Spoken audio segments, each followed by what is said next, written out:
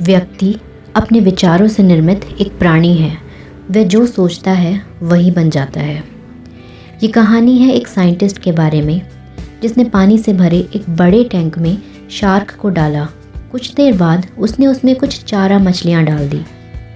चारा मछलियों को देखते ही शार्क तुरंत तैर के उनकी ओर गई और उन पर हमला कर उन्हें खा लिया।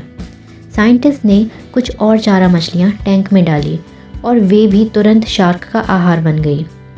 अब साइंटिस्ट ने एक कांच का मजबूत ट्रांसपेरेंट टुकड़ा टैंक के बीचों बीच डाल दिया। अब टैंक दो पार्ट में बच चुका था। एक पार्ट में शार्क थी, दूसरे पार्ट में उसने कुछ चारा मछलियाँ डाल दी। फिर से ट्रांसपेरेंट कांच से शार्क चारा मछलियों को देख सकती थी। चारा मछलियों को देख शार्क फिर से उन पर हमला करने के लिए उस ओर तैरी, लेकिन कांच के टुकड़े से टकरा कर रह गई। उसने फिर से कोशिश की, लेकिन कांच के टुकड़े के कारण वे चारा मछलियों तक नहीं पहुंच सकी।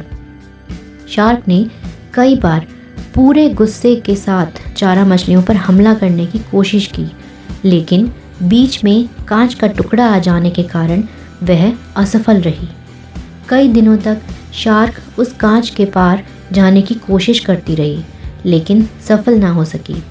एट लास्ट थक हार के उसने एक दिन हमला करना छोड़ दिया और टैंक के अपने वाले हिस्से में रहने लगी।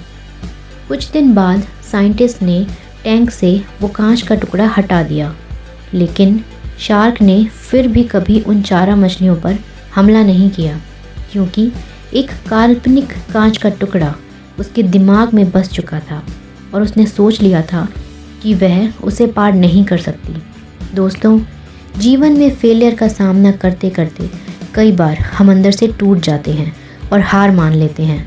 हम सोच लेते हैं कि अब चाहे कितनी भी कोशिश कर लें, सक्सेस हासिल करना नामुमकिन है, और उसके बाद हम कोशिश ही नहीं करते, जबकि सक्सेस पाने के लिए लगातार कोशिश करना ज़रूरी है।